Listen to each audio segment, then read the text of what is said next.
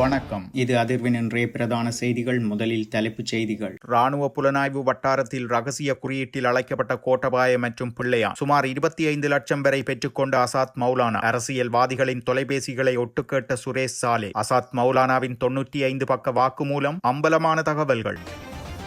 கொழும்பில் மட்டக்களப்பு போலீசாரின் திருகுதாளம். காவல்துறையினரால் கொள்ளையடிக்கப்பட்ட 2 கிலோ தங்கம். உப போலீஸ் பரிசோதகர் கைது. கண்டியிலுள்ள சந்தகிரி சேயாவிலிருந்து புதிய காணிக்கைகள் திருட்டு. கொழும்பில் பல பகுதிகளில் பெண்களை அச்சுறுத்தி வந்த நபர் அதிரடியாக கைது செய்த போலீசார். சிக்கிய பொருட்கள். புதைக்கப்பட்டிருந்த சிறுமியின் இரத்தம் தோய்ந்த ஆடை. போலீசாரை கத்தியால் துரத்த வேண்டிய நிலையில் அதிகாரிகள். அனுராதபுர சிறுமி விவகாரத்தில் வெளியான பல தகவல்கள். அரசியல் உயர் புள்ளிகளுடன் நெருக்கமானவர் என்பதால் இவ்வாறு நடக்கிறதா? சமூக ஆர்வலர்கள் விசனம். கிளிநொச்சியில் 22 கால்நடைகளை அனுமதியின்றி கொண்டு செல்ல முற்பட்ட நபர் கைது. 550 சிறார்களுக்கு பாடசாலை பைகளை வழங்கிய எதிர்க்கட்சித் தலைவர். டிக்கோயா இரட்டை கொலை. சந்தேக நபரிடமிருந்து மீட்கப்பட்ட பொருட்கள். ஹேக்கர்களால் திருடப்பட்ட பணம். மோசடிக்காரர்களுக்கு மாற்றப்பட்ட $25 லட்சம். $200 மாத்திரமே மீட்பு. வெளியானது தகவல். ஓயல் பெறுபவர்கள் குறித்து பரவும் செய்திகள். பரீட்சைகள் திணைக்களம் வெளியிட்ட அறிவிப்பு. உள்நாட்டு பெரிய வெங்காய உற்பத்தியை அதிகரிக்க விசேட நடவடிக்கை. 10 வயது சிறுமி கடத்தப்பட்டு படுகொலை. முதலமைச்சர் விஜயின் அதிரடி உத்தரவு. சுத்திகரிக்கப்பட்ட நன்னீர் பனிக்கட்டி உற்பத்தி நிலையம் கடற்றொழில் அமைச்சர் ராமலிங்கம் சந்திரசேகரின் தலைமையில் வேலணையில் திறந்து வைப்பு.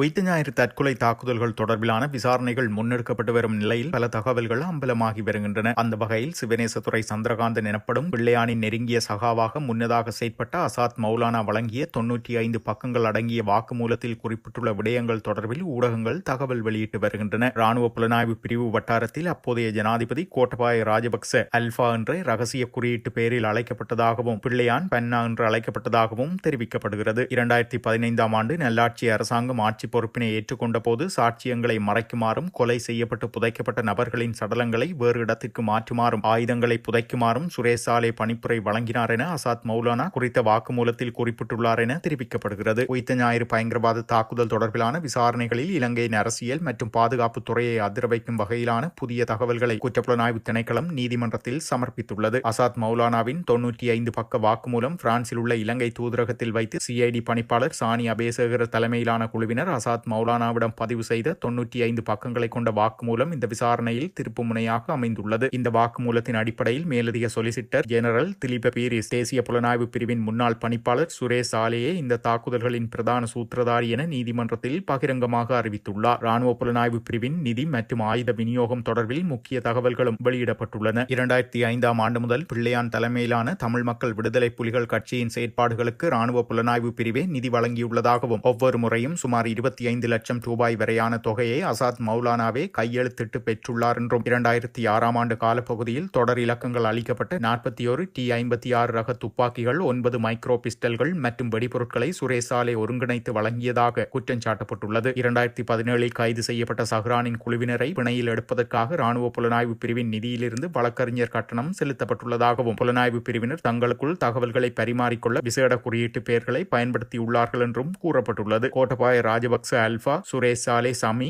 அல்லது கனல், பிள்ளையான் பன்னா, கபில ஹந்தவிதார்ன சுமித் என பயன்படுத்தப்பட்டதாக தெரிவிக்கப்படுகிறது. இந்த நிழல் அரசாங்க கட்டமைப்பு உயிர்த்த ஞாயிறு தாக்குதலுக்கு முன்னதாக பல அரசியல் படுகொலைகளையும் கடத்தல்களையும் முன்னெடுத்துள்ளதாக மௌலானா குற்றம் சாட்டியுள்ளார். ஊடகவியலாளர் லசந்த விக்ரமதுங்க கொலை, பிரகி தெக்னெலிகொட காணாமலாக்கப்பட்டமை, நாடாளுமன்ற உறுப்பினர் ரவிராஜ் படுகொலை, பல்கலைக்கழக உபவேந்தர் ரவீந்திரநாத் கொலை ஆகிய சம்பவங்கள் இந்த பட்டியலில் அடங்குவதாகவும் மேலும் அரசாங்கத்திற்கு எதிராக செயற்படும் ஊடகவியலாளர்கள் மற்றும் அரசியல்வாதிகளின் தொலைபேசிகளை ஒட்டுக்கேட்கும் நடவடிக்கைகள் சுரேஷ் சாலே மற்றும் கோட்டபாய ராஜபக்சவின் நேரடி வழிகாட்டுதலில் நடந்ததாகவும் தெரிவிக்கப்பட்டுள்ளது. 2015 ஆண்டு மைத்ரிபால சிறிசேன ஜனாதிபதியாக பதவியேற்ற சில நாட்களிலேயே சுரேஷ் சாலே தன்னை சந்திக்க அழைத்ததாக மௌலானா கூறியுள்ளார். அப்போது ஆதாரங்கள் எதையும் விட்டு வைக்க வேண்டாம், ஆயுதங்களை மறைத்து விடுங்கள், புதைக்கப்பட்ட உடல்களை எடுத்து இடமாற்றம் செய்து விடுங்கள் என்று சாலே உத்தரவிட்டதாக அவர் வாக்குமூலத்தில் குறிப்பிட்டுள்ளார். தற்போது பயங்கரவாத தடை சட்டத்தின் கீழ் கைது செய்யப்பட்டுள்ள சுரேஷ் சாலே தனக்கு பல்வேறு உடல்நல பிரச்சனைகள் இருப்பதாக கூறி மருத்துவ பரிசோதனைகளை கோரியுள்ளார். எனினும் அவரது கைத்தொலைபேசி மற்றும் கணனிகளுக்கான கடவுச்சொற்களை வழங்க அவர் மறுத்து வருவதால் டிஜிட்டல் தடயவியல் ஆய்வுகள் தாமதமாகி வருவதாகவும் இணைய ஊடகம் ஒன்றில் வெளியான தகவல்கள் தெரிவித்துள்ளது. கொழும்பில் பல பகுதிகளில் பெண்களை அச்சுறுத்தி தங்க நகைகளை கொள்ளையடித்து வந்த ஒருவர் மேல்மாகாண தெற்கு பிராந்திய குற்றத்தடுப்பு பிரிவினரால் கைது செய்யப்பட்டுள்ளார். சந்தேக நபர் கொள்ளைக்காக பயன்படுத்திய திருடப்பட்ட 2 மோட்டார் சைக்கிள்கள், கொள்ளையடிக்கப்பட்ட 18 தங்கச் சங்கிலிகள் மற்றும் கைது செய்யப்படும் போது அவரிடமிருந்த 17 கிராம் 800 மில்லி கிராம் ஐஸ் போதைப் பொருள் என்பன போலீசாரினால் கைப்பற்றப்பட்டுள்ளன. பனிப்பிட்டிய பிரதேசத்தை சேர்ந்த 28 வயதுடைய குறித்த சந்தேக நபர் கடுமையான ஐஸ் போதைப் பொருள் பாவனைக்கு அடிமையானவர் என போலீசார் கூறுகின்றனர். கடந்த 3 மாத காலப்பகுதியில் மகரகம, ஹோமாகம, மீகொட, மிரிகான, கொட்டாவ மற்றும் மாலபே ஆகிய போலீஸ் பிரிவுகளில் ஸ்கூட்டர் ரக மோட்டார் சைக்கிளில் பயணித்த பெண்களின் கழுத்தில் அணிந்திருந்த தங்கச் சங்கிலிகள் மோட்டார் சைக்கிளில் வந்த ஒருவரால் கொள்ளையிடப்பட்டதாக பல முறைப்பாடுகள் கிடைக்கப்பெற்றிருந்தன. கிராண்ட் பாஸ் பகுதியில் மற்றொரு மோட்டார் சைக்கிளையும் அவர் திருடியுள்ளதாகவும் குறித்த மோட்டார் சைக்கிளையும் போலீசார் கைப்பற்றியுள்ளதாகவும் தெரிவிக்கப்படுகிறது. மேல் மாகாண தெற்கு பிராந்திய குற்றத்தடுப்பு பிரிவின் போலீஸ் உத்தியோகஸ்தர் ஒருவருக்கு கிடைத்த தகவலுக்கு அமைய மோட்டார் சைக்கிளில் வந்த சந்தேக நபரை ஜீப் வாகனத்தால் வழிமறித்து கைது செய்துள்ளனர். கைது செய்யப்பட்ட சந்தேக நபரிடம் முன்னெடுக்கப்பட்ட ஆரம்பகட்ட விசாரணைகளில் அவர் பயன்படுத்திய மோட்டார் சைக்கிள் கடந்த மார்ச் மாதம் 10ஆம் தேதி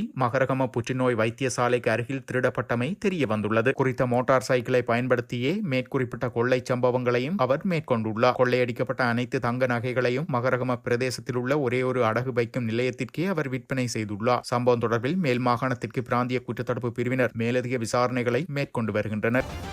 கண்டியின் அந்தான பகுதியில் அமைந்துள்ள சந்தகிரி சேயா விகாரையின் தூபி மண்டபத்தினுள் இருந்த புனித பிள்ளையின் மீது வைக்கப்பட்டிருந்த ரத்தின கற்கள் பதிக்கப்பட்ட 10 முதல் 12 வரையிலான தங்க மாலைகள் மண்டபத்தின் 3 கதவுகள் உடைக்கப்பட்டதை தொடர்ந்து திருடப்பட்டுள்ளதாக தெரிவிக்கப்பட்டுள்ளது. இதனையடுத்து கண்டி தலைமையக போலீசாரிடம் விகாரையின் பிரதம தேரர் அளித்த புகாரை தொடர்ந்து போலீசார் விரிவான விசாரணைகளை தொடங்கியுள்ளனர்.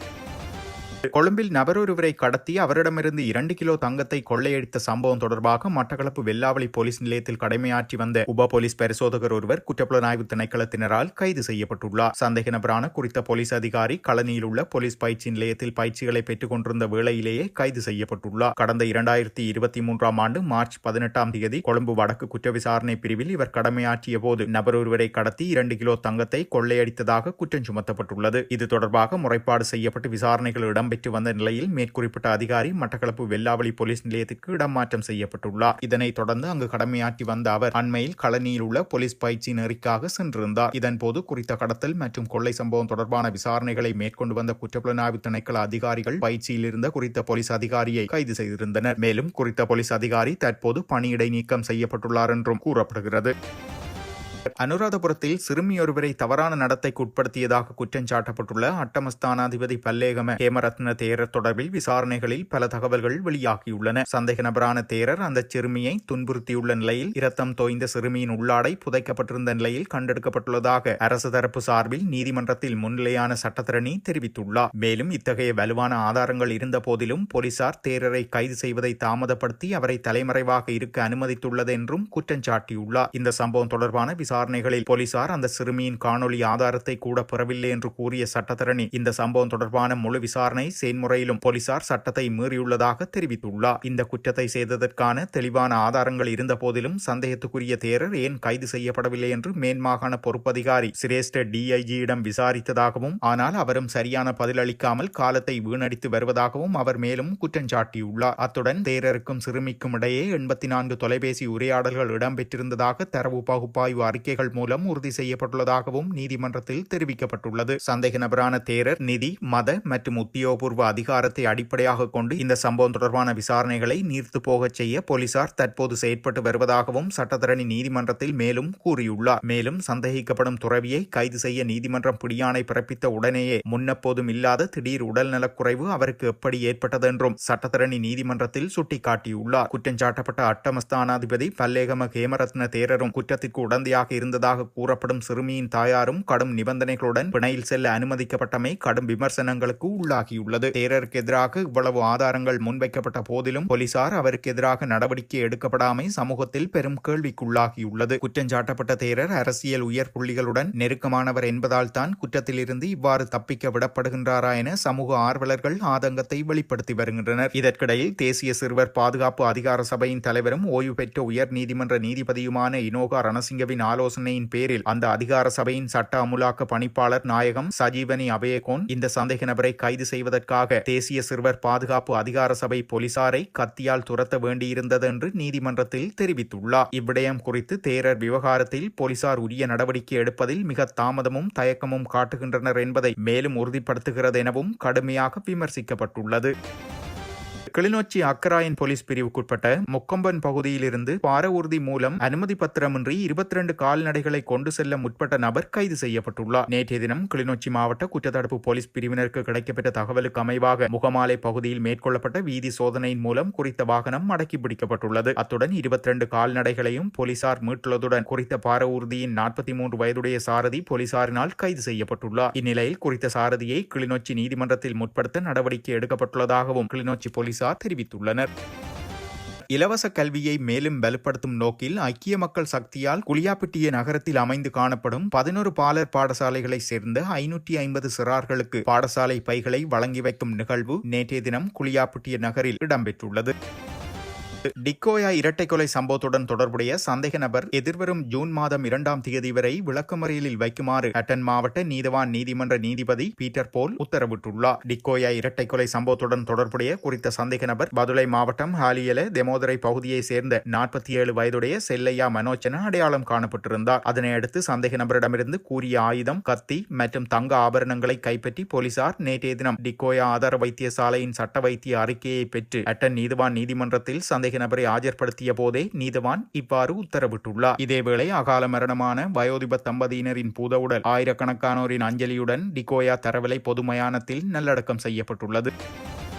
இலங்கை நிதியமைச்சின் கணனி அமைப்பில் ஏற்பட்ட சைபர் ஊடுருவலை தொடர்ந்து மோசடிக்காரர்களுக்கு மாற்றப்பட்ட 2.5 மில்லியன் அமெரிக்க டாலர்கள் நிதியிலிருந்து வெறும் $200 மட்டுமே அதிகாரிகளால் மீட்கப்பட்டுள்ளதாக தகவல்கள் வெளியாகியுள்ளன. திரைசேரியிலிருந்து வெளிநாட்டு வங்கி கணக்குக்கு மாற்றப்பட்ட இந்த நிதியை கண்டறிவதற்காக இலங்கை அதிகாரிகள் அமெரிக்க அதிகாரிகளின் உதவியை நாடியிருந்ததாக சண்டே டைம்ஸ் நாளிதழ் செய்தி வெளியிட்டிருந்தது. இந்த விசாரணையின் போது திருடப்பட்ட நிதியின் ஒரு பகுதி அமெரிக்காவின் டெலவேர் மாகாணத்தில் உள்ள ஒரு வங்கி கணக்கிற்கும் மீதமுள்ள நிதி மற்றொரு மாகாணத்தில் உள்ள வங்கிக் கணக்கிற்கும் மாற்றப்பட்டமை கண்டறியப்பட்டது. இருப்பினும் டெலவேர் மாகாண வங்கிக் கணக்கு முற்றிலும் காலியாக உள்ளதாகவும் 2வது கணக்கில் $200 மாத்திரமே எஞ்சியிருப்பதாகவும் அமெரிக்க அதிகாரிகள் இலங்கைக்கு தெரிவித்துள்ளனர். இவ்வாறு மீட்கப்பட்ட மிகச்சிறிய தொகையான $200 மீண்டும் இலங்கைக்கு கொண்டு வருவதற்கான நடவடிக்கைகள் எடுக்கப்பட்டு வருவதாக அந்த செய்தியில் மேலும் தெரிவிக்கப்பட்டுள்ளது.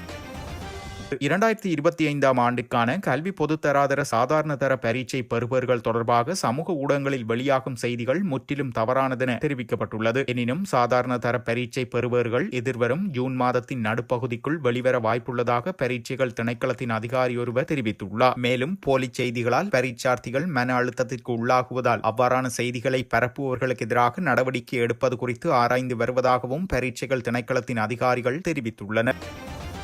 நாட்டில் பெரிய வெங்காய விதை உற்பத்தியை ஊக்குவிக்கும் நோக்கில் விசேட விதை உற்பத்தி கிராமம் ஒன்றை ஆரம்பிப்பதற்கு விவசாய திணைக்களம் நடவடிக்கை எடுத்துள்ளது. நாட்டின் வருடாந்த பெரிய வெங்காய தேவைப்பாடானது 3,25,000 மெட்ரிக் தொன்னாக காணப்படும் போதிலும் உள்நாட்டில் தற்பொழுது 50,000 மெட்ரிக் தொன் வெங்காயமே உற்பத்தி செய்யப்படுவதாக தரவுகள் தெரிவிக்கின்றன. அதற்கான நீண்டகால தீர்வாக உள்நாட்டு வெங்காய உற்பத்தியை அதிகரிக்கும் நோக்கில் அரசாங்கம் பல்வேறு நடவடிக்கைகளை மேற்கொண்டுள்ளது. அதன் ஒரு கட்டமாக விசேட விதை உற்பத்தி கிராமம் ஒன்றை உருவாக்க திட்டமிடப்பட்டுள்ளது. நடப்பு வருடத்திற்குள் உள்நாட்டு வெங்காய உற்பத்தியை 70,000 மெட்ரிக் தொன் வரை அதிகரிப்பது இந்த திட்டத்தின் பிரதான இலக்காகும் என விவசாய திணைக்களம் குறிப்பிட்டுள்ளது.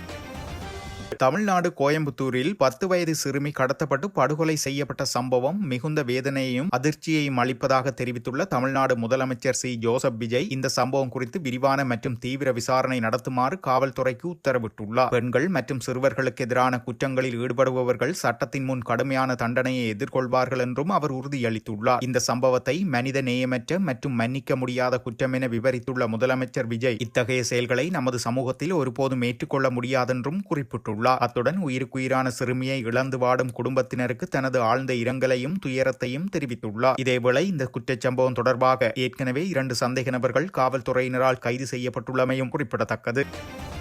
வேலணை துறையூர் கிராமிய கடற்றொழில் அமைப்பின் சுத்திகரிக்கப்பட்ட நன்னீர் பனிக்கட்டி உற்பத்தி நிலையம் கடற்றொழில் அமைச்சர் ராமலிங்கம் சந்திரசேகரின் தலைமையில் நேற்றைய தினம் உத்தியோகபூர்வமாக திறந்து வைக்கப்பட்டுள்ளது. மீன்வளப் பொருட்களின் தரத்தை பாதுகாப்பது தற்போதைய கடற்றொழில் துறையின் மிக முக்கியமான சவாலாக காணப்படுகிறது. குறிப்பாக சந்தைகளுக்கும் ஏற்றுமதிக்கும் அனுப்பப்படும் மீன்களின் தரம் பாதுகாக்கப்படுவது அதன் விலை, சந்தை நம்பிக்கை மற்றும் வருமானத்துடன் நேரடியாக தொடர்புடையதாகும். இதனை கருத்தில் கொண்டு சுத்திகரிக்கப்பட்ட நன்னீரை பயன்படுத்தி தயாரிக்கப்படும் தரமான பனிக்கட்டிகளை மீனவர்களுக்கு வழங்கும் வகையில் இந்த நிலையம் உருவாக்கப்பட்டுள்ளது. இந்த உற்பத்தி நிலையம் மூலம் வேலணை மற்றும் சுற்றுவட்டார பகுதிகளில் உள்ள மீனவர்கள் தரமான பனிக்கட்டிகளை குறைந்த செலவில் பெற்றுக்கொள்ளும் வசதி ஏற்படுத்துவதோடு மீன்களை நீண்ட நேரம் தரமாக பாதுகாக்கும் வாய்ப்பும் உருவாகும் என கூறப்படுகிறது. இத்துடன் செய்திகள் நிறைவடைகின்றன. மறக்காமல் அதிர்வு சேனலை லைக் மற்றும் சப்ஸ்கிரைப் செய்து கொள்ளுங்கள்.